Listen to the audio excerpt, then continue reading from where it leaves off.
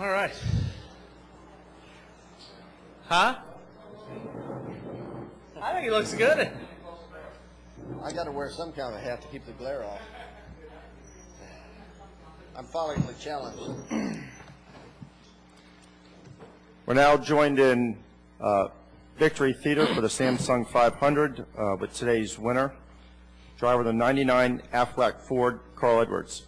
Carl, tell us about your run. That was has a really good race car. It was extremely competitive out there. There were a lot of cars that were virtually the same speed, so it was really difficult to get the track position. But once we got it, the car was really good in clean air. And the end, that restart might not look exciting to people watching, but it was really exciting for me in the race car to try not to spin those tires and hold off Jimmy and to win here. It means a lot. My first trip here was with Tony Roper, and that was the weekend that he got killed here. And he's a great guy, and it always means a lot to come back here and to run well and to win these races is very special to me. And we're also joined here today by today's winning crew chief, Chris Andrews. Chris, tell us a little bit about your view from on top of the box there. My view today was, I guess, more exciting on the last restart than a lot of people's also, because that was fun to watch. What you saw today speaks a lot for Bob Osborne and Robbie Reiser and the team they put together on the 99, and the strength of the organization to come here, run as well as we have in Bob's absence. And wish you were here to enjoy this. And we're also joined by car owner Jack Roush. Jack, tell us about your view of the race today. Well, Bob Osborne should take solace in the fact that even though he's on injured reserve right now, it took two of the best guys in this business to replace him. And if we don't pass tech today, he can't get fined, right? No, it'll probably be me next time based on what I've been through lately.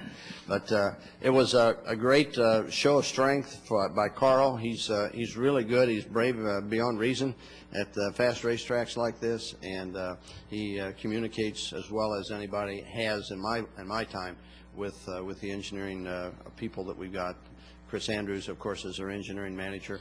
Bob Osborne is a mechanical engineer as well as a crew chief, and so anyway, we've got a lot of engineering content that's in the cars where we have very specific information, and Carl doesn't stand on principle for what he might think necessarily, and listens and interacts with the engineers to really come to the best decision on many things that affect the setup.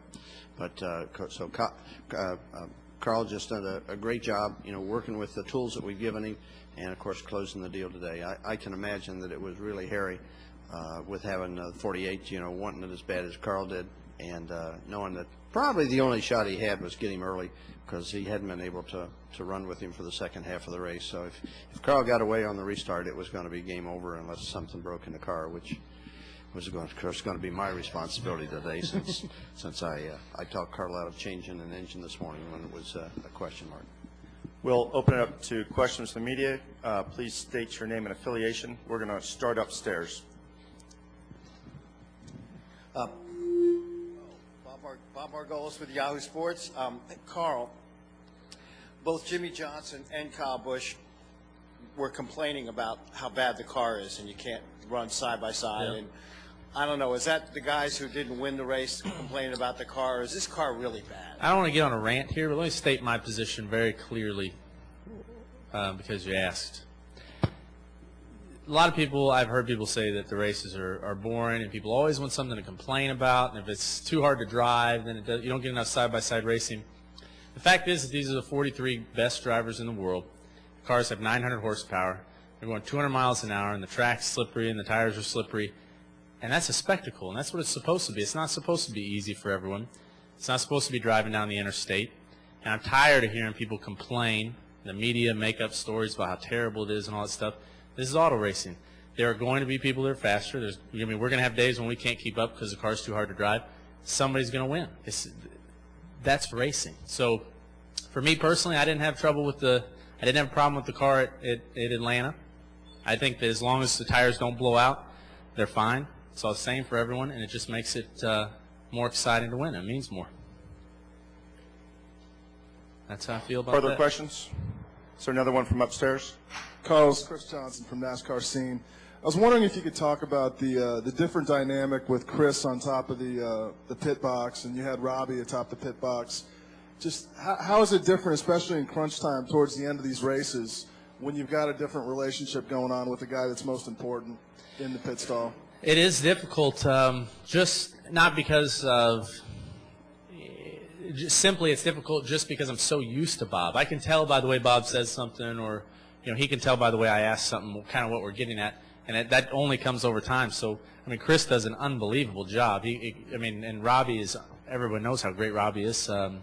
They couldn't be any better at it. It's just that personal interaction takes a long time to build to where you can just say a couple syllables and know what someone's thinking. So it is difficult. And we've had a couple small issues where we didn't communicate well, and that's cost us. So we're working on that, and it's been a good exercise.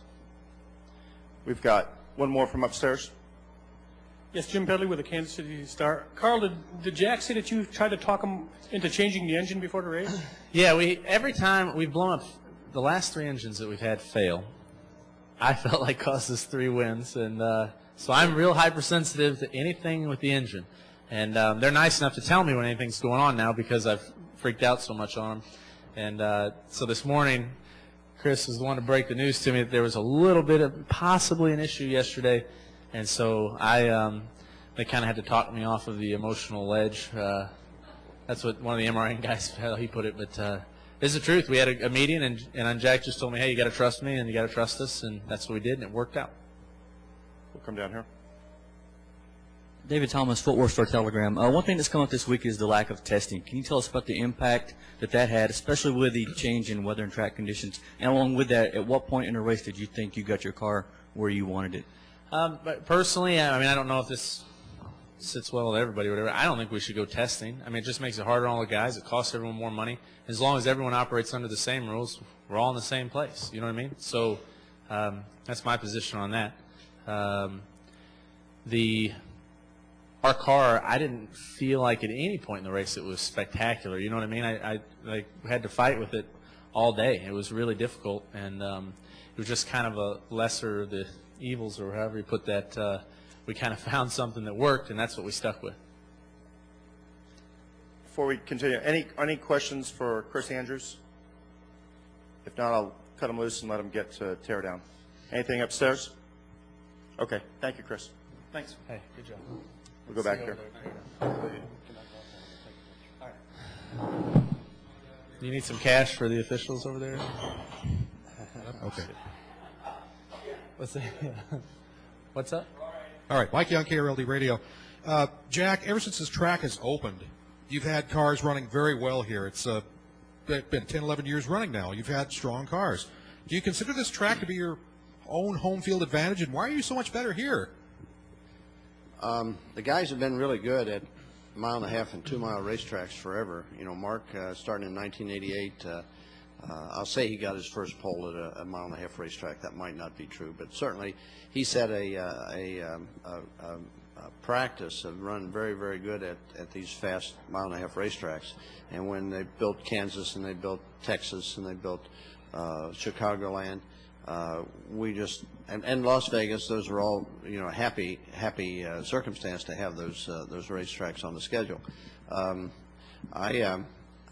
I don't have any personally. I don't have any sense that I do anything or that I direct anybody to do anything that's special for here. But Robbie Reiser and Chris Andrews, of course, and Matt Kenseth and Greg Biffle have always done well at these big fast racetracks. So there is an expectation. There is a notebook to go from.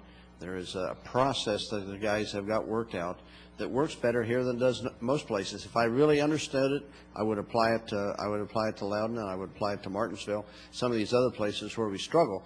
But the guys are really good here, and it just flows for us. Starting with Jeff Burton, who won the first race here. Texas has been really good to us. I really enjoy the Fort Worth area and all the fans that probably otherwise wouldn't have a chance. A lot of them wouldn't have a chance to see a NASCAR race.